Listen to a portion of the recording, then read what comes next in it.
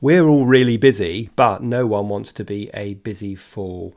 So, how do you make sure that you are prioritizing and focusing on the right things? How do you get really organized?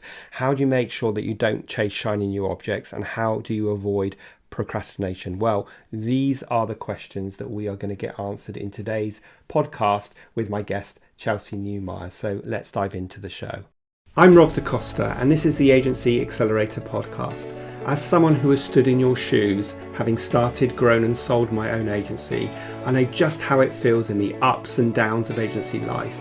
So this podcast aims to ease your journey just a little by sharing mine and my guests' experiences and advice as you navigate your way to growing a profitable, sustainable and enjoyable business.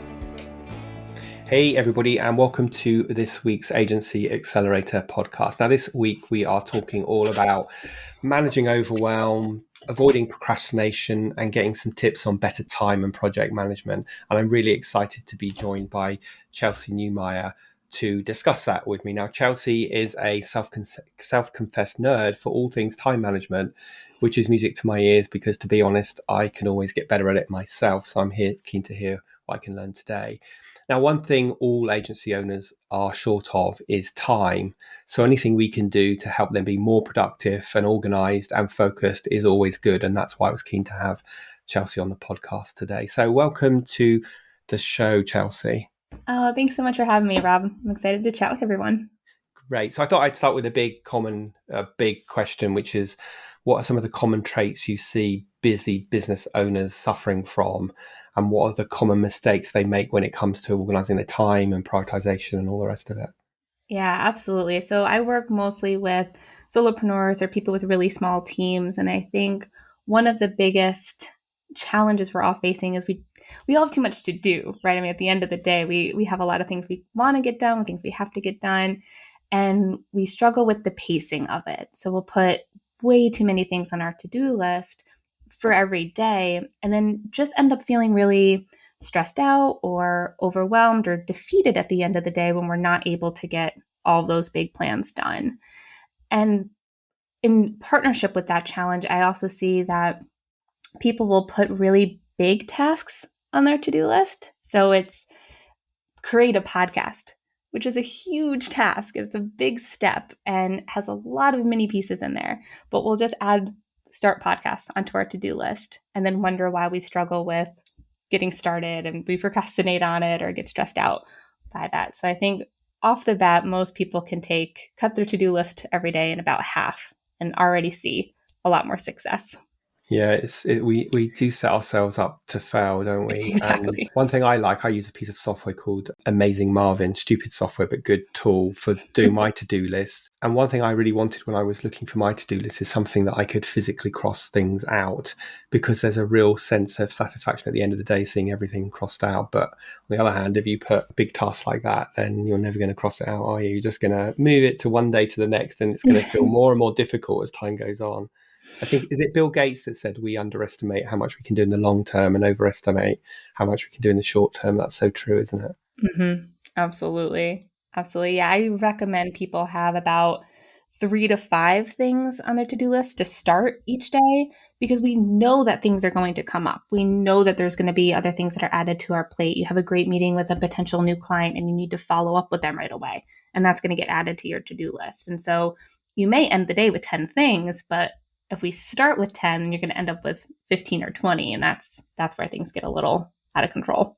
Yeah, sure. Just adding extra things onto the bottom of your to-do list as the day goes on is never a smart thing to do, is it? So we'll come back to sort of managing time. But I just want to ask before we jump into that, why you think so many sort of small business owners particularly are so poor at prioritization and time management. Oh, because we get so excited. Everything feels exciting. Everything feels very urgent. We all suffer a little bit from that shiny object syndrome where we read a great news article or listen to a great podcast and get inspired and then immediately want to jump into that. Most entrepreneurs are starters, right? We're the people who get things going. We jump in, and it's really that execution piece that I think a lot of people struggle with.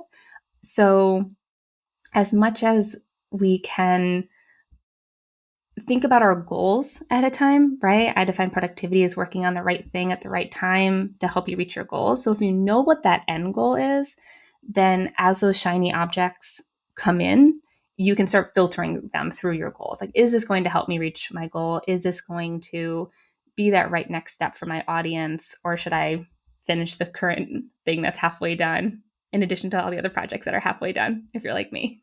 Yeah, I mean, listen, I think a lot of people will recognize that, and we're bombarded with all sorts of, information from social media and news and everywhere else, and the latest kind of get rich quick scheme and the easy way to do things and the shiny new tool. So we kind of go down a rabbit hole. I mean, I've got one client who was so bad at this, and if he's listening, he'll know exactly who he is, that we put together this.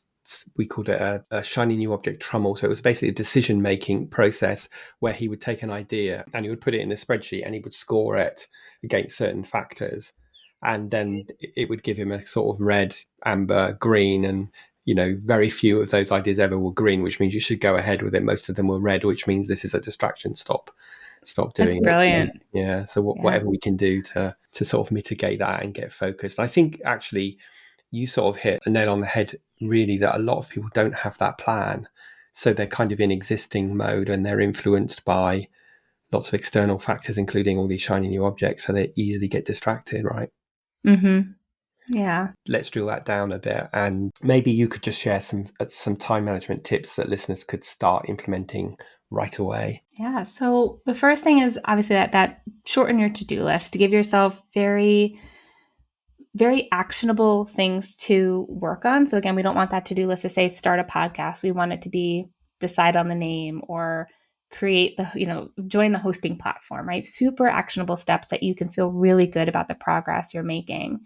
I'm a big fan of time blocking, but I approach it in a slightly different way. I like really big blocks of time. I don't want your calendar to be this like rainbow of mini 30-minute tasks. I like big blocks of time where you can theme that time and stay focused within, so content, right? You want a couple hours for creating content every week. You want a couple hours for that admin, financial review, inbox processing kind of work. So keep your blocks broad so that you have flexibility within them. If we get really specific with time blocking, that's where as soon as something takes a little bit longer than we were anticipating for whatever reason, we see that cascading effect and then you're playing catch up the whole time. So I just like to tell people, like, set yourself up for success and assume that you're going to need those little bit of blocks, because if you finish early, you get to take a break. And that is also an incredibly important part of being an entrepreneur, is taking rest, having those moments of self-care throughout the day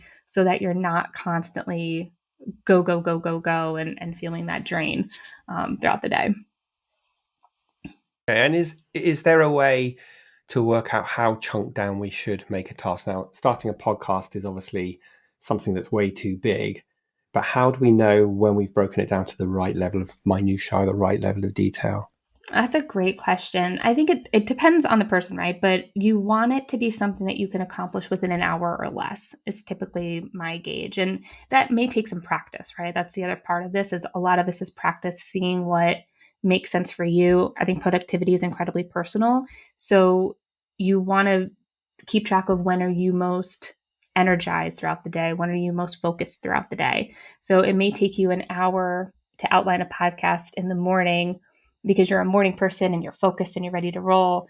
And if you want to do that in the afternoon when you're more distracted, that may take you 2 hours, right? So also making sure that we're placing those things in the right spot is really important. But I think the task could take an hour or less. If you can get it smaller, that's great. But we also don't want you to be overwhelmed with, 100 tasks per project, right? You want to kind of balance that sense of what can be accomplished and that pacing. And have you got any advice on trying to figure out how long a task will take? Because obviously we're doing a task we've never done before. We don't know. And like I said, we tend to totally overestimate what we can achieve in a short term, even in an hour. So often we will find that our task takes 2 hours or an hour and a half. And now we've already screwed up the rest of our Yeah. plan for the day. Yeah. So there's this really interesting piece. I don't know if you've ever heard of it. It's called Pareto's Principle. And it's that work expands to give the time it's allowed. So I think you again, we have to practice this, right? We have to, the only way you're really going to know is until you do it. But we have to make sure that we're not giving ourselves too much time, because that enables us to start getting distracted, right? Like, oh, we have enough time. This is where we're going to start getting see those procrastination techniques come into play, or that a little bit of, oh, I'll get to that later, or oh, it won't take me that long, so I can go watch TV. I can go watch a YouTube video for a little bit of time first. So it's really just about experimentation with it and making sure you're working on it, like I said, at the right time of day so that you are the most focused. Yeah, that's a really good shout. And I think that's something a lot of people overlook. Like, I'm really mindful that normally I'm much more alert first thing in the morning. So that's a time for me to do thinking things. And, I have that lull like a lot of people do, sort of Mm-hmm. mid-afternoon, and then get re-energized at the end of the day. So I can plan my day. But tell us a bit more. So I've now got my to-do list. I've made sure that all of the tasks are no more than an hour long. How do I go about prioritizing it? Because a lot of people will go, which of these tasks can I check off really quickly? I'll do those first. Mm. But that's not really the right way to go, is it? Well, so I personally like the warm up approach. So I will give myself a little bit of a runway in the morning with a couple tasks that are impactful, right? We don't want to just fill our day with busy work, but impactful, quick things, those follow up emails, those steps that just move a project along. I also like to do first thing in the morning. I call like getting the ball in the other person's court, like anything where I need information from someone else in order to work on something later. That's when I do all that outreach. Like, hey, could you follow up with X, Y, Z? Right? You don't want to get to the project and realize you don't have all the information you need.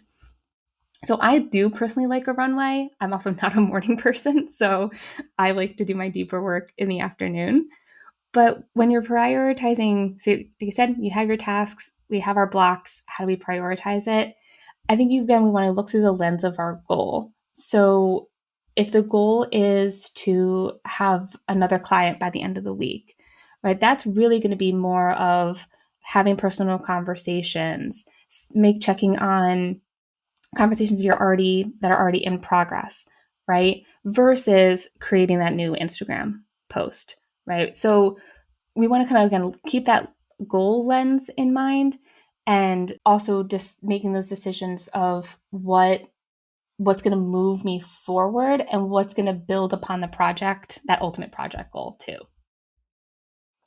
Yeah, that's really interesting. I think a lot of people do have this mindset of, I'll check off everything that I could do really quickly. But meanwhile, those more difficult projects are sitting there and they're getting harder and harder in our head. We're telling ourselves stories, so we put it off. So that's why I do like the runway analogy. That's a good point. But that's why I like, and actually I'm a bit of a fan of Michael Hyatt, which I know you will be familiar with. So I use Mm-hmm. and I've talked to lots of times on this podcast about morning rituals and evening rituals. So my morning ritual is my runway, I guess, into kind of getting into the day. For anybody who doesn't know what that is, it's just a case of having a way that you start your day and being consistent. So for me, like, my anchor is make a cup of coffee. That's the first thing I do. And then, do the usual things, boot my computer up, check my emails, answer any emails that come in overnight that I can answer in that block of time. What's your thoughts around turning off distractions like your email or email dialogue pop-up boxes or social media? What's your thoughts on that? Well, first, I turn off all of the pinging and buzzing and anything that pops up at you. I just highly recommend you turn them off. There's almost nothing that's immediate response required within social media and email notifications, and they're just distracting. That's step one. For as far as phone distractions, because it's just the reality that we live in, and everybody is victim to this. And it's also not just so easy to say, we'll put on do not disturb and don't talk to anybody for 4 hours, right? For a lot of people, if you have a family, if you have kids or an elderly parent you're taking care of, that's just not really functional or feasible. I just discovered this great new function on the iPhone where you have these different kind of modes you can set up. And so I love having work mode because I can have it so that people can still contact me, which is important to me, but all of the apps are gone on my homepage. So if I do open my phone for any reason, I'm not immediately distracted by anything. So that's a fantastic tool. There's another thing that you can do called Rise to Wake on the iPhone. And if you turn that off, when you grab your phone, the screen won't immediately light. And so then you're just not also, it's a really subtle change, but it's pretty incredible because you'll realize how distracting that actually is. Yeah. And without that turned on, you're not going to see it. Yeah, I But use that on my phone. love it. Yeah. But just turn your email off while you're trying to do that deep work. I know it's hard. It's something that's so, we are so attracted to the rush that we get when we check a new email. It's like gambling, right? Like we don't know what's going to be, but our brains are designed to be addicted to that, to email. But if It's you can funny, just, isn't it? mhm. What is that? Is that an ego thing, like wanting to be wanted? And I don't know what that. I've never kind of figured that out, but I know there's much more to it than just going, oh, I must check my emails because my clients might be trying to contact me. It's more than that, isn't it? Yeah, it's the, I'm forgetting the word for it, but it's essentially what a slot machine does. It's that inconsistent reward. So you don't know every time you check your email how many you're going to have. Is one of them going to be important? Is there going to be something exciting in there? We just don't know. And that unknown is what makes it really enticing for Yeah, us. And yeah. so it is, I think it is a little bit of that ego. We all want to be important. We all want to be needed and kind of come to the rescue of whatever that question is.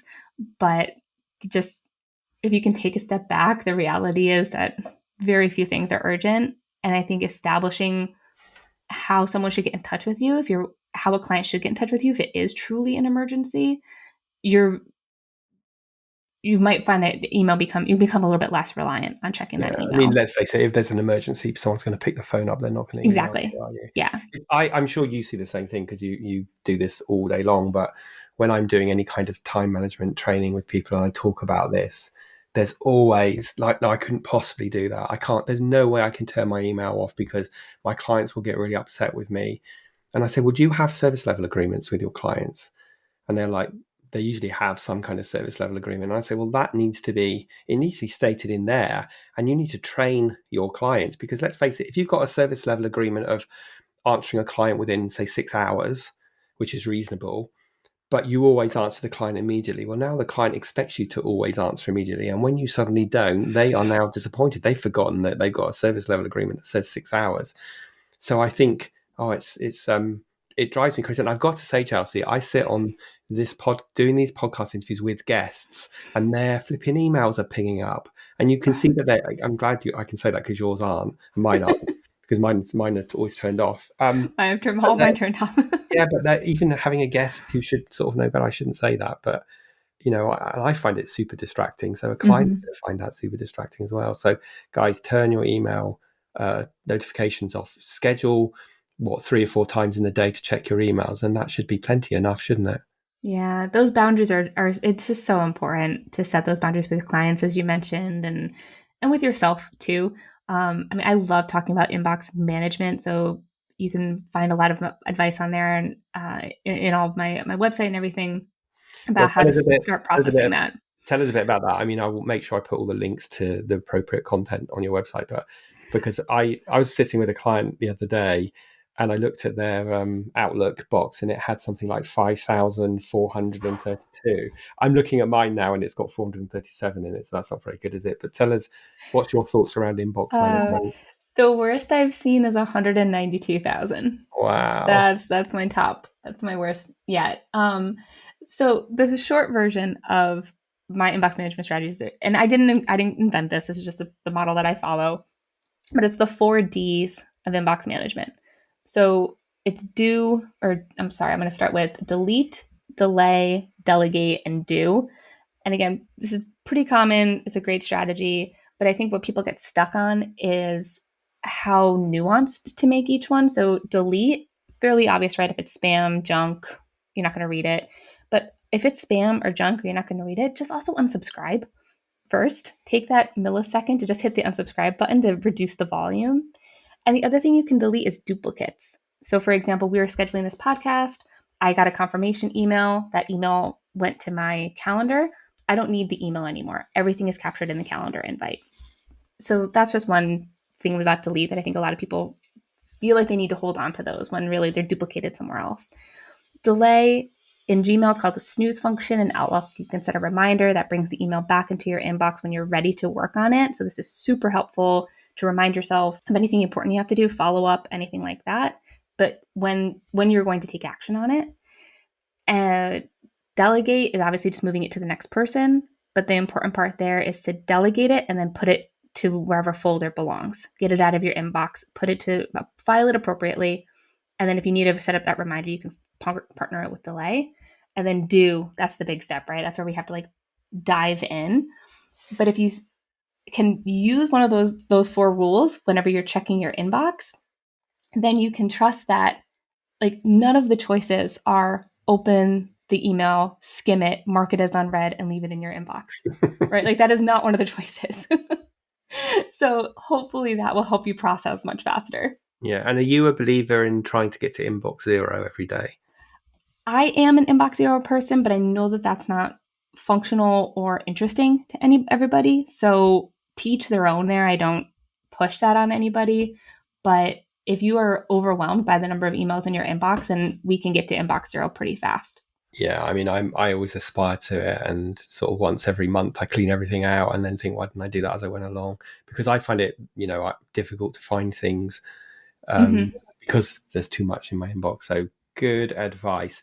Let's talk more broadly about taking what we just talked about and applying it to project management. So I've got a number of client projects that I'm trying to juggle, which is a typical scenario for any kind of person working in an agency.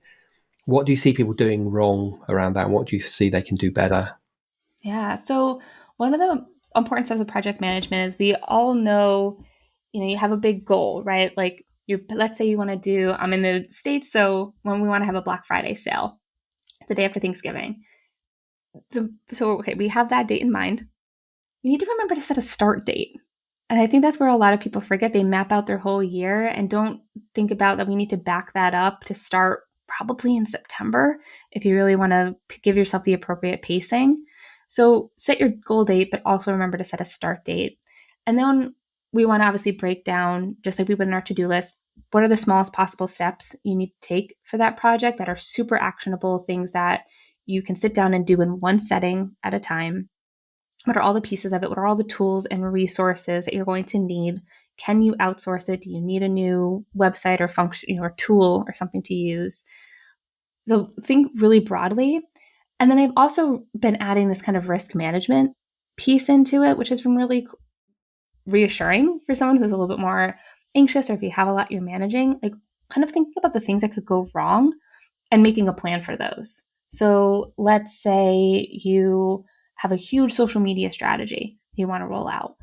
Great. What if Instagram goes down? It has happened. It's what happens for a day or two at a time. That's great. I have my email list I can rely on. Well, if I have an email list I got to rely on, I also need to make sure that I'm continuing to build up my email list. So how can I incorporate that into the project and into my goals for the year? So just kind of thinking about all of those little pieces and creating kind of plan Bs a little bit for all of them can just be really reassuring along the way too. So I personally, I'm not a huge online tool user, which is interesting. I like Asana, but I'm actually more of a paper and pen kind of planner. But find the system that works for you, right? That's at the end of the day, you have to find the tool that's going to work best for you.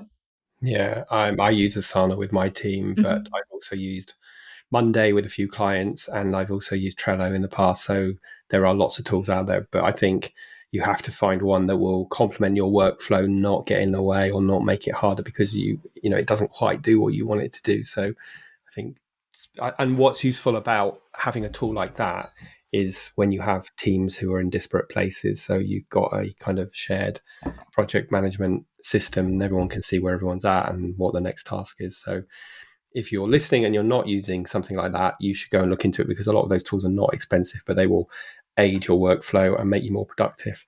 Absolutely. I like the deadline parts. That they can be proactive with the deadlines and prompt you. And I think that's what I really appreciate about those tools. Yeah, and you can integrate them into your email, so you get an email Mm-hmm. reminding you of those deadlines. Um, and in a way, talking about project management, you just need to apply exactly the same principles that we talked about in your to-do list in a way, don't you? That it's the same thing. Like you need to have, like you say, your goal and breaking it down and working out what's important and communicating effectively with a client. But also, I guess, having a sense of how long things should take so that you know how much capacity you've got to take on additional work rather than just piling it on and then feeling very stressed and, you know, getting nothing done.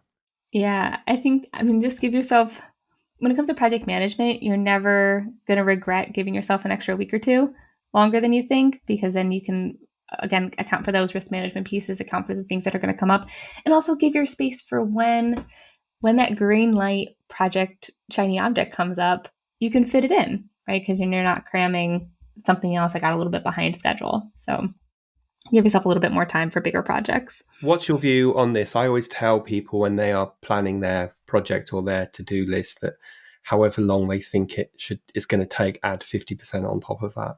So if I think it's going to take an hour, I'm going to schedule an hour and a half, maybe, because as you said, that if you win back time, then that's fantastic. Mm-hmm. But that also accounts for everything that you couldn't possibly know and all those things that might happen that you couldn't possibly know. Yeah. So, for example, if I'm working on a report and I've scheduled an hour and a half and it only takes me 50 minutes, but then I get that phone call from a client that I hadn't scheduled and that call takes half an hour, well, I've sort of accounted for that because now I haven't, my to-do list isn't thrown out the window, because immediately your to-do list goes out the window. People just sort of stop following it, don't they? And they just say, oh, well, I'll just get on with whatever the next he who shouts loudest task is. Exactly. Yeah, we become very reactive. No, big fan of a buffer. I think that's absolutely appropriate. Uh, and again, just making sure that you're able to really focus during that time will obviously help with keeping things kind of moving along, right? Yeah. I mean, if you are just putting these in place to start with, you want to set yourself up for success, because if it works, you're more motivated to do it. But if it doesn't work, it takes whatever they say, 21 days to change a habit. So if it doesn't work, it's very easy just to ping back to your natural state of bit chaos or whatever. Yeah. Let's ask the last question Yeah. and focus on procrastination, because I think we're all guilty of that. So what causes it and what can we do to overcome it?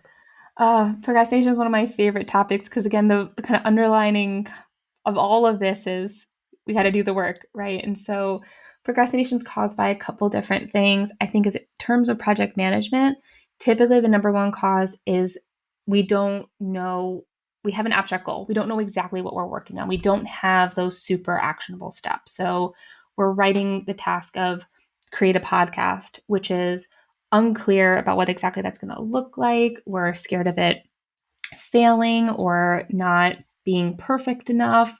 We don't like some certain component of it, right? I'm not a big tech person, so you struggle with setting up the tech behind it.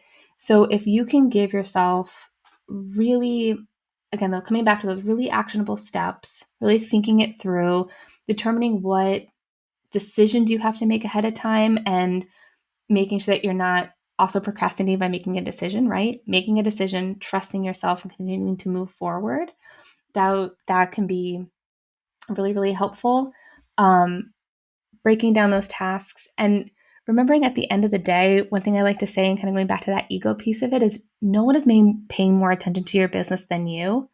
So it's okay to take some messy action and to just try it and see what happens, because everybody has to start somewhere. We're going to get better. Trust that you're going to get better. Trust that you are going to come back to the task when you get a little bit distracted, and put up the guardrails that you can, right? Like time blocking and removing the distractions. Those are kind of the guardrails to keep us focused. But typically people are procrastinating because they don't know exactly what the goal is going to be. They're scared of failing.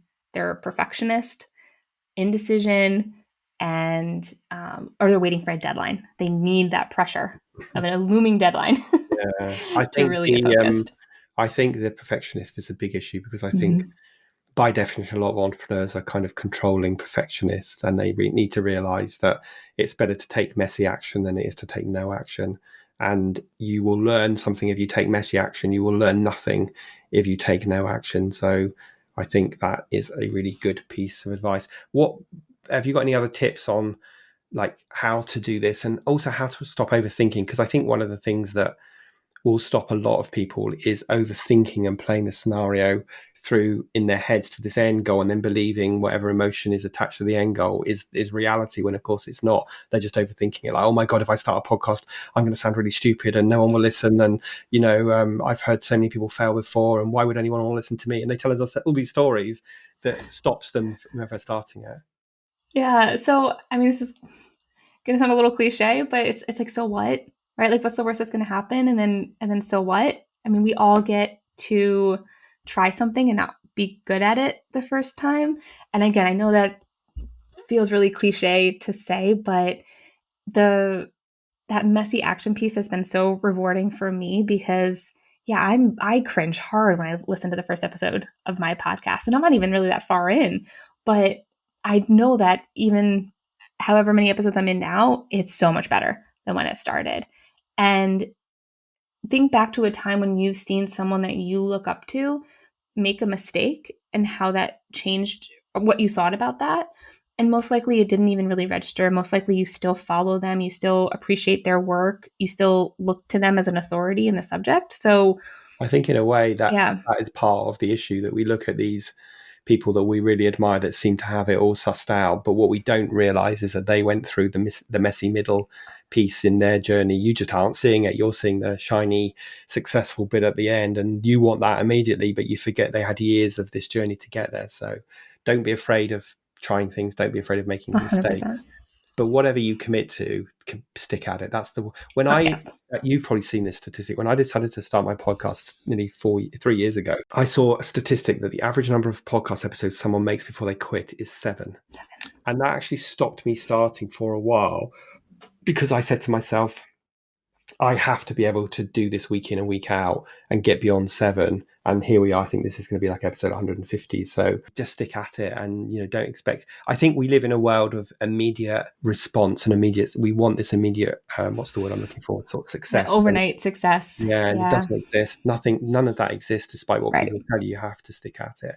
So really interesting conversation. I know people will find value in this, even if they're hearing things they've heard before. That doesn't matter, because we need to be told the same things we've heard before to be reminded of them, don't we? Let me ask you the question I ask all my guests, Chelsey. So if you could go back in time and give your younger self a piece of advice just starting out in business, what would it be? I think it goes along perfectly with our conversation, but my advice would be change your mind faster, because how my business started is not like it looks today. I have different services, different ideal client, and I was so scared for so long to change my mind because I was worried about what other people would think. I was worried about looking indecisive or flaky in my business, but at the end of the day, it's your business. You get to do whatever you want. You get to do what you're good at. So if you're ready to change your mind, if you are inspired by something else, go for it. You don't need anyone's permission. Yeah, Just good go for advice. it. And we were saying before we jumped on air that most of the time I don't hear the same piece of advice twice for our 50, 60 plus guests that we've had. And I don't think we've had that one either. So that's good. So if people Perfect. wanted to find out more about you, Chelsey, and your services, where would they go? Sure. So the best place to find me is on Instagram, and that's at Chelsey N Coaching, and it's Chelsey with a Y. And then you can find more about me and all my services on my website, which is chelseynewmyer.com. Oh, and I also have a podcast called From Overwhelm to Under Control. Oops, I'm just typing furiously as you say that to note all that. We'll make sure we share all of those links in the show notes. And I just want to say a big thank you for joining us today, sharing some nuggets of wisdom, which I hope will be valuable for people and get people thinking a bit differently and getting themselves super organized. Thank you so much.